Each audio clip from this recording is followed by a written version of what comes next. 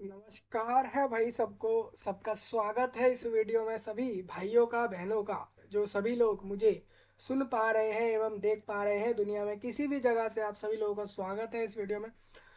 दोस्तों, आप सभी के लिए बहुत ही बड़ी एक गुड न्यूज़ है, बहुत ही बड़ा एक अपडेट है। Andaman and Nicobar, Andaman and Nicobar island नाम की जगह पर, मैं आपको बता दूं, भारत देश के यूनियन टेरिटरीज में से एक अंडमान एंड निकोबार आइसलैंड जगह पर 380 पीजीटीज के लिए रिक्रूटमेंट के लिए नोटिफिकेशन आया है। हाँ, ये कोई एलिजिबिलिटी टेस्ट नहीं है, डायरेक्ट रिक्रूटमेंट है। आपको अंडमान एंड निकोबार आइसलैंड जो जगह है, जो यूनियन टेरिटरी ऑफ इंडिया में आती है, उसमें जो वहाँ पर जितने भी स्कूल हैं, वहाँ पर 380 लोगों को रिक्रूट करा जा रहा है। आप ध्यान से सुने एक बार, 380 लोगों को यहाँ से रिक्रूट करके पीजीटीज की जॉब मिलेगी। अलग अलग सब्जेक्ट पे निकाला गया है ये। इतनी वैकेंसी यहाँ पर मुझे दिखाई दी हैं अभी। तो उसी के रिगार्डिंग मतलब डिस्कस होगा ये सारा कुछ वीडियो में। आपको 380 लोगों को यहाँ से जॉब मिल जाएगा, जो कि डायरेक्ट भारत देश के union territory Andaman and Nicobar island जगह पर रहेगा। 380 लोगों को यहाँ पे PGT post graduate trained teacher की जॉब मिलेगी। पोस्ट ग्रेजुएट ट्रेंड टीचर जो होते हैं, यानी कि पीजीटीज जो होते हैं, उन लोगों को यहाँ से जॉब मिलेगी। 380 लोगों को यहाँ जॉब मिलेगी। आपकी यहीं पर जॉब रहेगी, इसी यूनियन टेरिटरी में जो स्कूल है वहीं पर जॉब रहेगी। अब बात ये आती है कि इसमें आपकी ऑल इंडिया एलिजिबल है या नहीं है, क्योंकि जगह तो अंडमान एंड निकोबार जगह पर जॉब है, जो कि यूनियन टेरिटरी है भारत देश का। तो क्या दूसरे राज्य वाले लोग फॉर्म भरेंगे? क्या दूसरे गली मोहल्ले वाले या दूसरे यूनियन टेरिटरीज जगह के लोग क्या फॉर्म भर पाएंगे? तो वो एक काफ़ी बड़ी अपडेट है, तो उसको मैं डिस्कस कर रहा हूँ आपके साथ वीडियो में। तो दोस्तों, पहले आपको ये बता दूँ, यहाँ पर ये रिक्रूटमेंट जो होगी ये टीचर्स की रहेगी। अब इसमें एलिजिबिलिटी क्या है, क्वालिफिकेशन क्या है, सैलरी कितनी मिल रही है, और इसमें सिलेक्शन प्रोसीजर क्या है, एग्ज़ाम होगा या नहीं होगा, फॉर्म का फीस क्या रहने वाला है, फॉर्म अप्लाई करने के लिए फॉर्म के डेट्स क्या है, ये सारी चीज़ें आपके लिए जानना बहुत ज़रूरी है। और एक चीज़ तो है ही हमारा इंपॉर्टेंट, कि ऑल इंडिया अप्लाई करेंगे या फिर सिर्फ इसी जगह के लोग भरेंगे। तो दोनों ही चीज़ों को एक बार डिटेल में डिस्कस कर रहे हैं इस वीडियो में आप सभी के लिए। आप सभी लोग ध्यान से सुने। सबसे पहले मैं आपको बताता चलूँ अंडमान एंड निकोबार नाम की जगह के बारे में। तो भारत देश में एक जगह है अंडमान एंड निकोबार आइसलैंड नाम की। ये जगह जो है यूनियन टेरिटरीज में आती है। मतलब कहा जा रहा है कि अगर बात करें आज के समय पर भारत देश में 2023 में 8 जगहें हैं ऐसी हैं जो यूनियन टेरिटरीज में बताई जा रही है। यूनियन टेरिटरीज बेसिकली ये है कि वहाँ पर ना ही कोई स्टेट गवर्नमेंट के रूल चल रहे, ना वहाँ स्टेट गवर्नमेंट का कोई शासन है। स्टेट गवर्नमेंट वहाँ पे कुछ नहीं करेगी, सिर्फ और सिर्फ सेंट्रल गवर्नमेंट मींस आपकी जो भारत देश की सरकार है ना, जो भी करेंटली जब जिस भी समय पर वो सरकारें वहाँ पर होंगी, उन्हीं के रूल चलेंगे। वही जो जो भी अपनी पॉलिसीज स्कीम्स इम्प्लीमेंट करेंगे वही सब चलेगा वहाँ पर। ठीक है, तो इस तरीके से वहाँ के लोग चलेंगे। तो ये एक प्रोसेस है। बेसिकली मैं आपको बता दूँ, यहाँ पर भारत देश में जो सेंट्रल गवर्नमेंट है उनके ही उन इसीलिए इसीलिए उसको केंद्र शासित प्रदेश कहा जाता है। यानी यूनियन टेरिटरीज बेसिकली मतलब हो जाता है केंद्र शासित प्रदेश। मतलब कि ऐसा प्रदेश, ऐसी जगह जो जहाँ पर केंद्र का शासन है, ना कि राज्य की गवर्नमेंट्स का या फिर किसी और का। ठीक है, तो ये आपको क्लियर होना चाहिए। तो 380 वैकेंसियां हैं और ये गवर्नमेंट ऑफ इंडिया रिक्रूट कर रही है यहाँ पे आपके स्कूल्स के अंदर। इसका मतलब ये हो जाता है कि आपकी जॉब सेंट्रल गवर्नमेंट जॉब होगी। ये आपको क्लियर होगा। अब अगर सेंट्रल गवर्नमेंट जॉब है तो ऑल इंडिया तो एलिजिबल होंगे ही, ऐसा तो नहीं है कि सिर्फ वहीं के लोग एलिजिबल हो। तो ये कंडीशन हमारे लिए इंपॉर्टेंट है, जिसको हम नोटिफिकेशन में देखने वाले हैं। तो आप सभी लोग आखिर तक बने रहे वीडियो में, सारा कुछ सुने एवं देखें। मैं तो कहूँगा भारत देश के सभी लोगों से, सब लोग इस जानकारी को अच्छे से सुने। हो सकता है क्योंकि आप भी अगर इसमें एलिजिबल हैं तो आप लोग ज़रूर अप्लाई करें। इतनी वैकेंसी रहेंगी, वैकेंसी के नंबर आपको क्लियर हो गए होंगे, मतलब यहाँ से इतने लोगों को यहाँ से जॉब मिलेगी। नोटिफिकेशन सारा डिस्कस होगा, एक एक चीज़ डिस्कस होगी, और सारे इस जॉब से जुड़े हुए लिंक जो है वो वीडियो के नीचे दिए गए हैं। सही, आप नीचे वीडियो के देख पा रहे होंगे, वहाँ से आप अप्लाई जाके कर सकते हो। सबसे पहले आप देखिए, ये इनका ऑफिशियल वेबसाइट है। यहाँ पर आप देखोगे तो टीचर्स रिक्रूटमेंट पोर्टल है इनका। मतलब कि एक ऐसा पोर्टल बनाया गया है, वेबसाइट ऑनलाइन में डाल दिया गया है, जहाँ पर क्या करते हैं ये, यहाँ जहाँ पर ये टीचर्स की रिक्रूटमेंट कर लेते हैं। ये डायरेक्ट आपका, अब टीचर की रिक्रूटमेंट है तो एजुकेशन डिपार्टमेंट में ही होगी, तो वहीं पर ये रहेगी। आप अगर आप देखते हो तो व्यू लेटेस्ट नोटिफिकेशन जो रिक्रूटमेंट नोटिस में आप इस चीज़ को देख सकते हो, जिसको हम अभी डिस्कस करेंगे। मैं एक बार थोड़ा आपको ज़रा इसमें स्क्रॉल कर देता हूँ। देखिए आपको यहाँ से दिखेगा रिक्रूटमेंट नोटिस, यही वाला हम डिस्कस कर रहे हैं। फॉर्म चालू हो चुके हैं दोस्तों, फॉर्म चालू हुए 1 हफ्ता हो गया है। 30 तारीख लास्ट डेट है, आप फॉर्म भर दो। इसमें 12 बजे तक का समय रहेगा, सैटरडे उस दिन रहने वाला है। यानी कि इस साल में ऐसा मत समझना कि लास्ट डे तक आप फॉर्म भर सकते हो, लास्ट डे से भी एक कम दिन रहेगा, और यहाँ से आप इस पर जाकर अप्लाई करने के लिए आगे बढ़ सकते हो।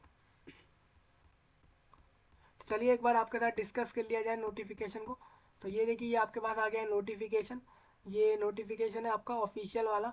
अंडमान एंड निकोबार एडमिनिस्ट्रेशन जो है वहाँ पे, यानी कि निकोबार का जो प्रशासन है वहाँ पर, तो वहाँ पर जो शिक्षा निदेशालय यानी कि डायरेक्टोरेट ऑफ एजुकेशन है, अंडमान एंड निकोबार जगह पर पोर्ट ब्लेयर नाम का जगह है।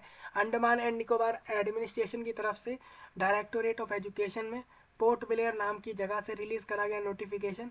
Dated the 7th day of, 7th day means क्या हो जाता है, 7वां दिन मीन्स 7/12/2023।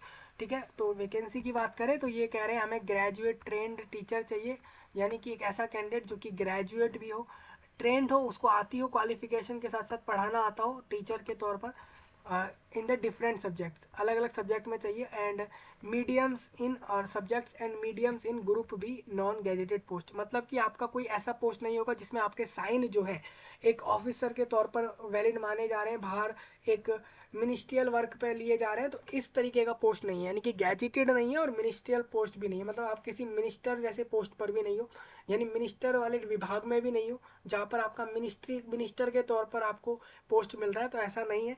तो नॉन मिनिस्ट्रियल और नॉन गैजेटेड पोस्ट है, ग्रुप बी में होगा। आपको बता दूं, जब भी गवर्नमेंट या प्राइवेट जॉब्स में रिक्रूटमेंट होती है तो अलग अलग ग्रुप होते हैं, ग्रुप ए बी सी करके होते हैं, इसी तरीके से ग्रेड भी होते हैं उनके।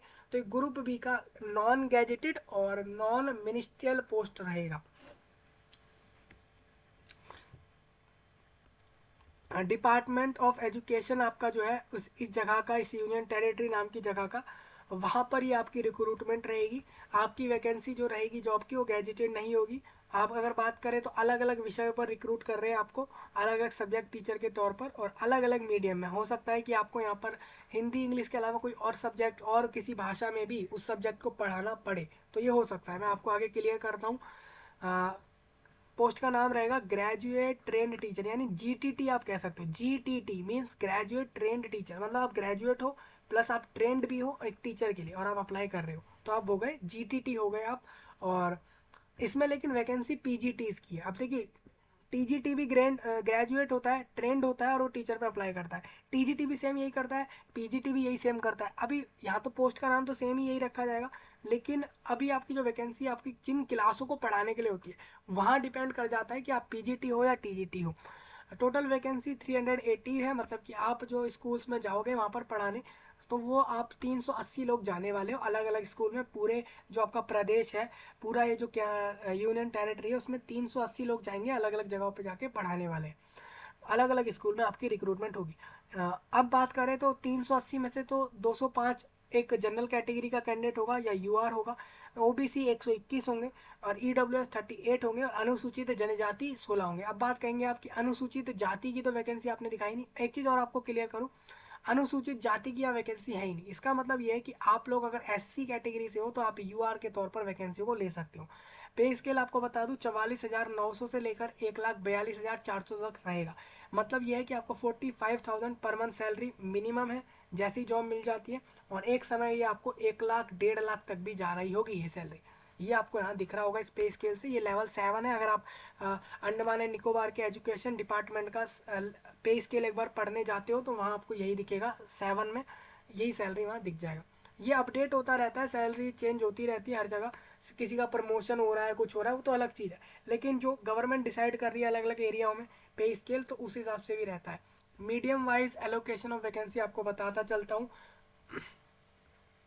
आपको जो है हिंदी लैंग्वेज के सब्जेक्ट के लिए लिया जाएगा। आप जो है हिंदी सब्जेक्ट पढ़ाने जाओगे अगर यहाँ, तो आपकी वैकेंसियों की संख्या रहेगी 40, मतलब कि इनको 40 हिंदी टीचर्स चाहिए, हिंदी सब्जेक्ट के टीचर्स चाहिए, 40 लोग चाहिए, जिसमें से 23 यूआर से लेंगे, 10 ओबीसी से ले लेंगे और ईडब्ल्यूएस से 4 लोगों को लेंगे। आपको परसेंटेज रिजर्वेशन का अगर आप देखते हो तो ये आप देखेंगे 10%, ओबीसी का 38।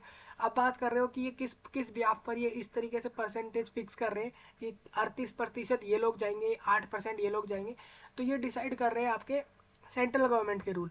क्योंकि ये केंद्र शासित शासित प्रदेश है तो यहाँ पर डेफिनेटली ईडब्ल्यूएस की वैकेंसियों पर reservation GOI government of India वाला चलेगा, ठीक है। तो वो आप यहाँ से देख सकते हो। अभी कहीं कहीं ऐसा भी होता है स्टेट की गवर्नमेंट जॉब में हमें फ़र्क देखने को मिलता है वैकेंसी में, रिजर्वेशन में, क्योंकि वो गवर्नमेंट ने जो आपके राज्य की गवर्नमेंट ने है उन्होंने अपने विभागों में वो डिसाइड किया है, तो फ़र्क इसलिए आता है। ये चीज़ लोगों को क्लियर नहीं है, मैं बता दूं, हमेशा परसेंटेज जो रिजर्वेशन का रहता है वो सेम नहीं होता।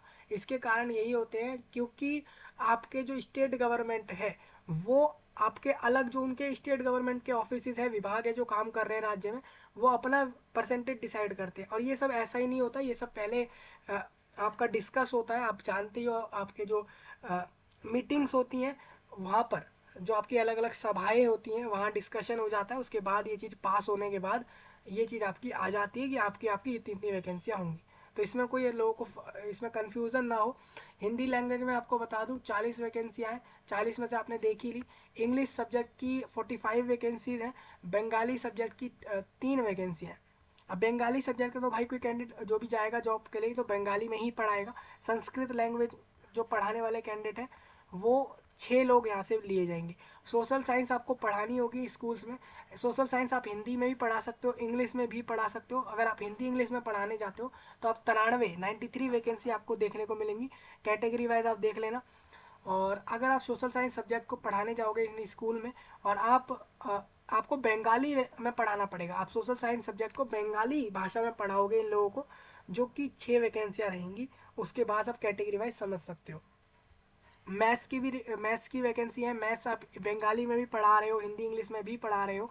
अभी इन्होंने बंगाली को ही क्यों प्रेफर करा है, क्योंकि आप देखोगे ना तो अंडमान एंड निकोबार जो जगह है वहाँ पर अगर हिंदी और इंग्लिश के अलावा कोई कोई भाषा में बात कर रहे हैं तो बंगाली लैंग्वेज में ही वहाँ के लोग बात कर रहे हैं।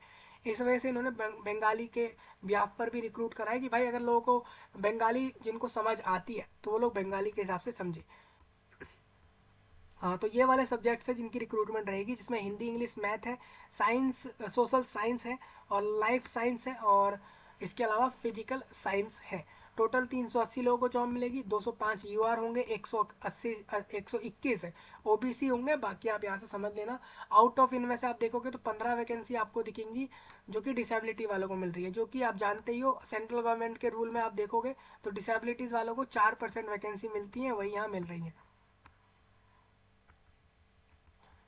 अब इन 4% वैकेंसी में से बेंच मार्क मैं आपको बता दूं, जो लोग ब्लाइंड है, जो लोग नहीं देख सकते हैं, कम देख सकते हैं, उन लोगों की 4 वैकेंसी है। जो D for hard of hearing 4 है। लोकोमोटर डिसेबिलिटीज की भी 4 वैकेंसी है, जिसमें आप यहाँ पे देख सकते हो सारी चीज़ें, सभी लोग यहाँ से देख लेंगे।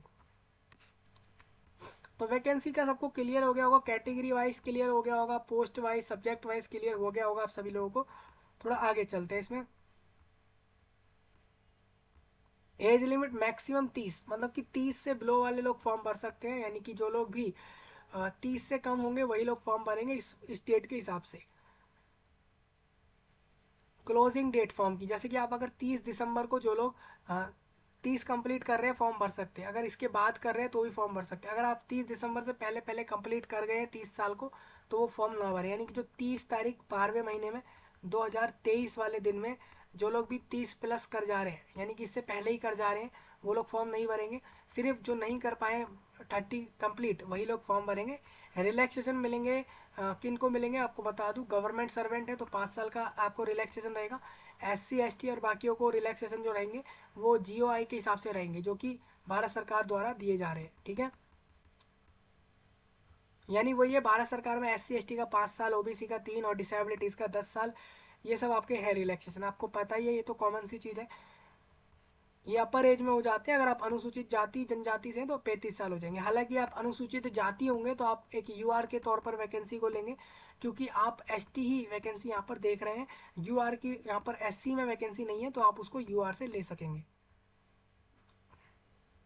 देखिए इन्होंने बता भी दिया है, वही देखिए, एस सी और ओबीसी, एसटी का नहीं है यहाँ पे। सभी लोग रिलैक्सेशन यहाँ से देख सकते हैं अपना एज में कितना मिल रहा है। इन्होंने रिलैक्सेशन डालकर प्लस करके भी बता दिया है कितना आ रहा है। अब मैं बात करता हूँ एजुकेशनल क्वालिफिकेशन ये रहेगी कैंडिडेट की कि वो जो है for the post of graduate trained teacher के लिए, यानी पोस्ट के लिए 28 जून का आप एक नोटिस रीड कर लेना।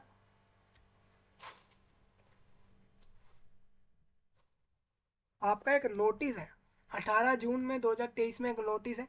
वो वहाँ पर रूल डिसाइड हो गए थे कि क्या क्वालिफिकेशन है आपके यूनियन टेरिटरी में रिक्रूटमेंट के लिए, स्कूल्स के लिए, टीचर्स के लिए। तो वही रूल चल रहा है यहाँ पे।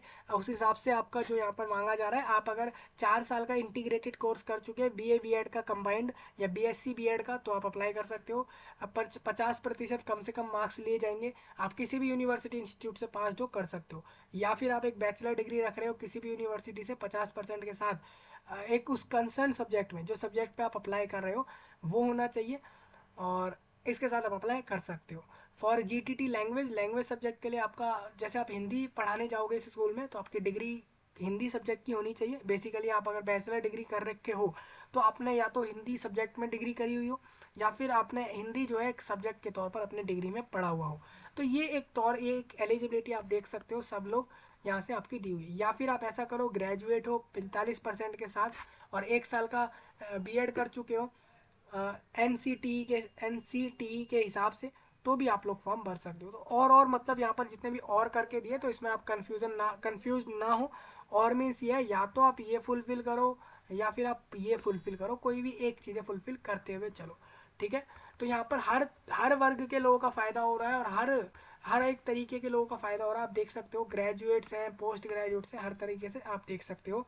एक बैचलर डिग्री जिनके पास बीएड है किसी भी यूनिवर्सिटी से फॉर्म भर सकते हैं, लेकिन उनका साथ में पोस्ट ग्रेजुएट होना चाहिए 55% के साथ, और 3 साल इंटीग्रेटेड भी होना चाहिए। तो ये सभी लोग अपने अपनी क्वालिफिकेशन देख सकते हैं। हाँ, जो लोग, या तो आप ऐसा हो कि आप पेपर 2 जो है सीटेट का पास होंगे, जो गवर्नमेंट द्वारा कराया जाता है, तो भी आप फॉर्म भर सकते हो। और आपने कैंडिडेट जो है पास हो अपने हिंदी सब्जेक्ट में, एक लैंग्वेज के तौर पर 8वीं तक क्लास में पढ़ लिया हो उसने वो सब्जेक्ट, और should have pass Hindi English इनमें से कोई भी एक, अगर वो एक लैंग्वेज के तौर पर क्लास 10th में, ये सब रहेगा। ये सब, अब आप ऐसा देखिए, इसमें जो आपको बोल रहे हैं ना, हिंदी बंगाली इंग्लिश कोई भी एक सब्जेक्ट, तो ये इसलिए बोल रहे हैं, आप जिस पर अप्लाई कर रहे हो जिस भी सब्जेक्ट पे, उसकी क्वालिफिकेशन आपके पास होनी चाहिए, हर तरीके से होगी तो आप अप्लाई कर सकते हो। बाकी आप ये रीड कर लेना, मेरे को पता है आप लोग इतने तो है ही कि आप सारी चीज़ें समझ लोगे यहाँ से, जो भी आपको दी हुई हैं। डिज़ायरेबल में बेसिकली ये है कि आपका मास्टर डिग्री तो लिया ही जाएगा, ये तो है ही कि आपका मास्टर डिग्री होना ही चाहिए। 3 साल का टीचिंग एक्सपीरियंस रहना चाहिए एक रिकॉग्नाइज इंस्टीट्यूशन से। सिलेक्शन प्रोसेस सिंपल है। आप जो लोग 10th क्लास के बाद की क्वालिफिकेशन रख रहे हैं, suppose 10th 12th graduate post graduate और एक्सपीरियंस, हर किसी चीज़ के आपको मार्क्स दिए जाएंगे 100 में से, और उसके बिहाफ पर आपको सिलेक्ट किया जाएगा। सिलेक्शन में कोई एग्जाम नहीं होगा आपकी, अगर आपने 10th पास है तो आपको 10 नंबर मिल जाएंगे, 12th पास है तो फिर 15 नंबर मिल जाएंगे। तो इस तरीके से टोटल 100 में से ये आपको मार्क्स देंगे, और 100 में से जिसके भी ज़्यादा मार्क्स आ रहे होंगे उसके चांसेस होंगे कि उसको जॉब मिल जाएगी। और यहाँ पर दो तरह से है, जो लोग बीए बीएससी बीएड और 1 साल का बीएड वाले लोग हैं स्पेशल एजुकेशन में, तो उनको, अगर उनको सिलेक्ट करना है इनको, तो 10 नंबर ये दे देंगे आपके 10th पास, जो लोग 10th पास हैं। 12वीं पास वालों को 15 नंबर। ग्रेजुएट जो है उस सब्जेक्ट में जिसमें अप्लाई कर रहे हैं आप, तो आपको 30 नंबर और मिल जाएंगे। तो इस तरीके से 30 और 40, 50 55 हो गए ये। तो इस तरीके से रहेगा। सपोज आप बीएड डिग्री रख रहे हो, आपके पास बीएड का डिग्री है या 1 साल बीएड स्पेशल एजुकेशन है, तो आपको 10 नंबर यहाँ से मिल जाएंगे। तो इस तरीके से आपका रहेगा। अगर आपके पास ये सारी क्वालिफिकेशन है तो आपके चांसेस बहुत ज़्यादा होंगे कि आपको 100 में से 100 नंबर मिल जाए। सिंपल। आपके देखिए, ये यहाँ पर ऐसा नहीं है कि जो लोग 10th क्लास में 80% ला रहे हैं, 90 ला रहे हैं, उनको 10 मिल रहे हैं। बेसिकली आप 10th में पास हो 50% 60% के साथ, जो भी ये बता रहे हैं, तो आप सभी को 10 10 नंबर मिल जाएंगे। सेम 12th पास वालों को 15 नंबर मिल जाएंगे। हाँ, इस तरीके से नंबर देंगे, और टोटली 100 में से जिसके ज़्यादा होंगे उसको ही सिलेक्ट करेंगे।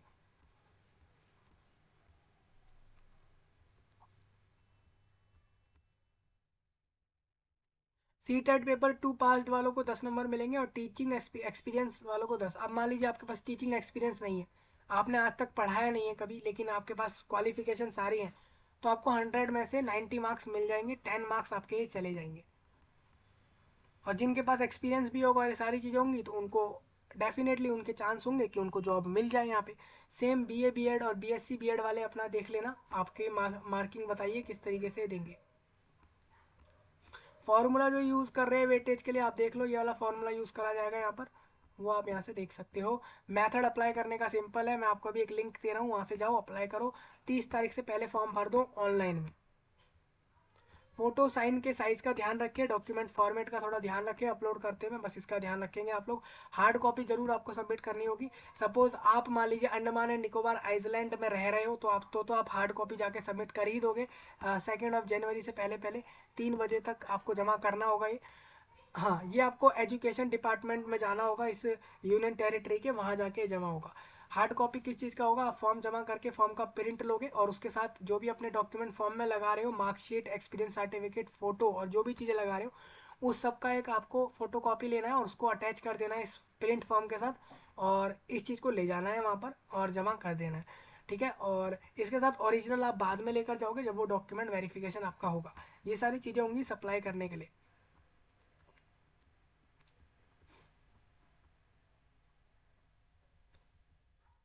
हाँ, तो इसमें आप अगर देखते हो तो जो लोग सक्सेसफुली फॉर्म भर पा रहे हैं, भर ले रहे हैं, वो फॉर्म का प्रिंट तो लेंगे ही, हार्ड कॉपी सबमिट करेंगे यहाँ पर, अपने फॉर्म की प्रिंट लगाएंगे, उसमें अटैचमेंट मतलब फाइल लगा देंगे सारी। और ये हार्ड कॉपी आपको कर देनी है, जो भी आपकी 10वीं 12वीं और ग्रेजुएशन और जो भी मार्कशीट्स आपके पास है वो सभी लोगों को लगा के जमा करनी है। और ये 2 जनवरी 2024 में 3 बजे से पहले पहले पहुँचवा देनी है, ऑन और बिफोर आपको वहाँ पर सबमिट करनी है।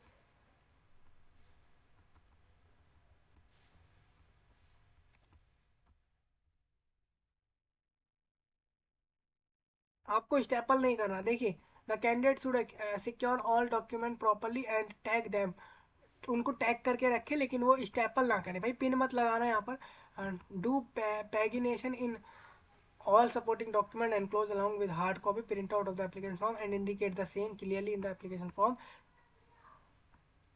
Receiving officer with date and seal. देखिए कह रहे भाई समय से पहुंचा दो, 2 जनवरी से पहले आप ये हार्ड कॉपी वहाँ पहुंचा देना सब लोग। ऐसा नहीं है कि आप लोग वहाँ जाओ ही, आप फॉर्म ऑनलाइन जमा करो, बाय पोस्ट ऑफिस, कुरियर और इन सब की मदद से आप वहाँ पर बाय स्पीड पोस्ट या कोई भी एक ऑप्शन यूज़ करके आप वहाँ पर भिजवा सकते हो इस डेट से पहले पहले अपने फॉर्म को, तो आपका सबमिट मान लिया जाएगा। अदर इंस्ट्रक्शन कैंडिडेट के लिए दिए गए हैं, आप देख सकते हो यहाँ पर जो भी आप बता रहे हैं। आपको बोल रहे हैं जीरोक्स कॉपी जो फॉलो किन किन डॉक्यूमेंट की आपको अटैच करनी होगी हार्ड कॉपी के लिए, along with hard copy form की के साथ आपको क्या क्या चीज़ें भेजनी है, तो 10वीं 12वीं के मार्कशीट, बैचलर के हर सेमेस्टर की मार्कशीट, एक कॉन्सोलिडेटेड मार्कशीट और होता है जिसमें हर एक सेमेस्टर के मार्क्स एक में डाल दिए जाते हैं एक कागज में, उसको कॉन्सोलिडेटेड मार्कशीट कहा जाता है। और बीएड डिग्री का मार्कशीट भी अगर जिनने करा है वो डालेंगे, जिन्होंने बीए बीएड करा है, बीएससी बीएड करा है इंटीग्रेटेड वाले वो अपना देंगे। सभी अपने अपने डॉक्यूमेंट सारे दे देंगे, सबके यहाँ पे डिटेल दिए गए हैं। एक बार फॉर्म जमा करने के बाद कोई अलग से एडिशनल डॉक्यूमेंट आप नहीं दोगे, जो भी डॉक्यूमेंट फॉर्म में दे रहे हो वही आप वहाँ सेंड करवाओगे।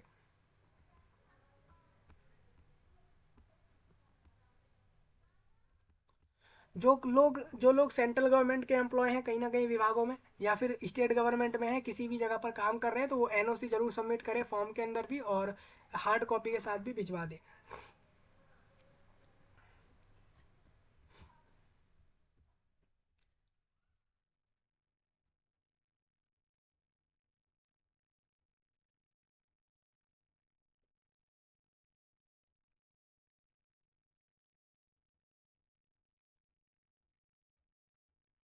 तो ये पॉइंट एक बार आप लोग देख लो, थोड़ा इंपॉर्टेंट है आपके लिए। हाँ, यहाँ कोई एग्जाम नहीं होगा दोस्तों, आपके मैंने बता दिया, आपकी क्वालिफिकेशन के बेस पर मार्क्स बनाएंगे और उसके मार्क्स देकर आपको सिलेक्ट करेंगे। जो लोग ज़्यादा मार्क्स लाएंगे इस चीज़ के बेस पर उन्हीं को जॉब मिल जाएगी। 380 लोगों को ये पूरे यूनियन टेरिटरी में, अंडमान एंड निकोबार आइलैंड में जॉब मिल जाएगी।